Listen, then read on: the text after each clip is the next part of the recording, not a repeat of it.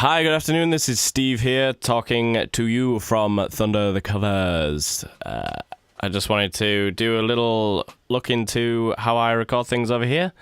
I've got the Monkey Wrench session open, so I just wanted to show you a couple of things about how I work over here. So what I might just show you as well is how I came to EQ those things. Just a handy little tip on how you can find those nasty frequencies on guitars. If I solo those again. There aren't any frequencies that jump out to me anymore, so what I'll do is I'll just... Where's the one? Oh, that's got a nasty one on it. So I'll turn all those EQs off. In fact, I'll just grab that one and I'll just reset it. Just to show you. So let's find one of those nasties. So if I turn this up, what I do is boost make a small cone. You see, you can adjust the Q factor here. And turn the Q real thin. And I push the gain up. And then what you do is you sweep along. So you hear along here. In fact, I'm going to open it out a bit. It's easier to start with it a little bit more often. So then you flick along.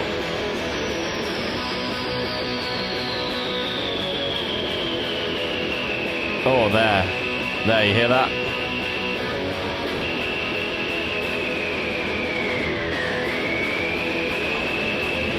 Oh.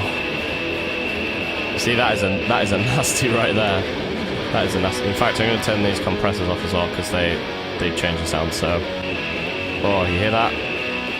You can hear when it's a real nasty frequency, when it's a jump out frequency, because you can hear it all across here.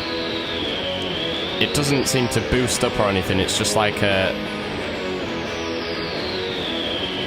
fairly equal cone. The sound changes. It kind of stays the same kind of gain, but when you get to a nasty, you'll notice that frequency just appears to get really loud, like there. Oh, it makes me feel sick. And then I just close it right down. You hear that? You hear it's whistling. And then you just cut that down. Right down. Oh.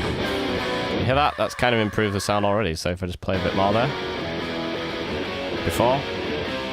After. Sounds clearer. And then what you can do is you can boost the overall. Make that a bit. There we go. Let's do that. You hear that? And then what I usually do as well is I roll off some of the low end. I mean, that doesn't sound great overall, but you get the picture. If you wanna find some more, you just repeat the process again.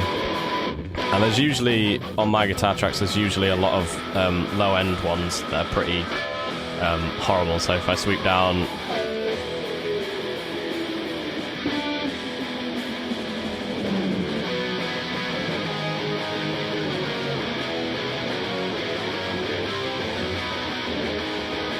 Oh, I can hear some there.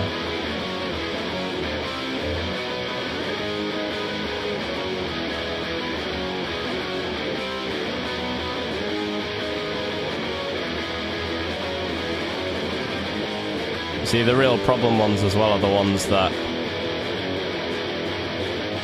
You can hear this. That low-end hum, it's like a... It comes and goes, and that's one of the problem areas. It means on particular notes played on the guitar, the amp was causing the room to resonate at a particular frequency that resonates in the room and gets louder, basically. So if I turn that down, it's not going to woof anymore.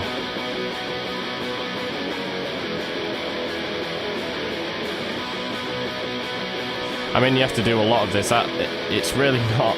It's totally not... It's really subtle, so it's not super obvious what's going on overall, but yeah, I'll reload it up as it was. So yeah, I'll play you again some of this, and I'll show you the effects here. I'll just turn these off and show you.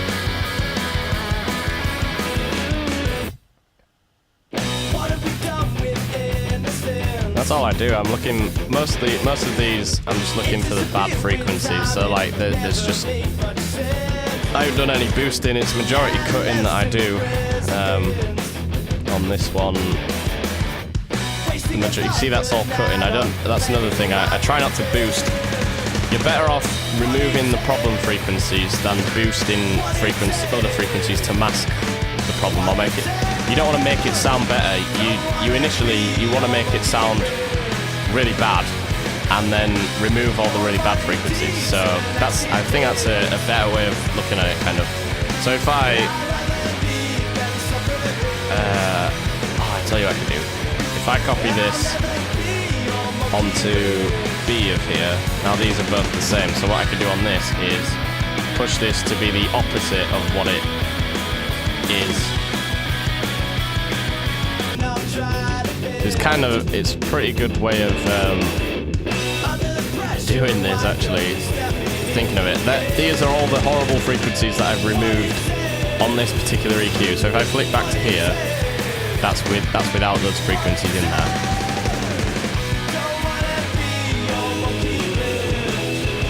It's kind of funny doing that.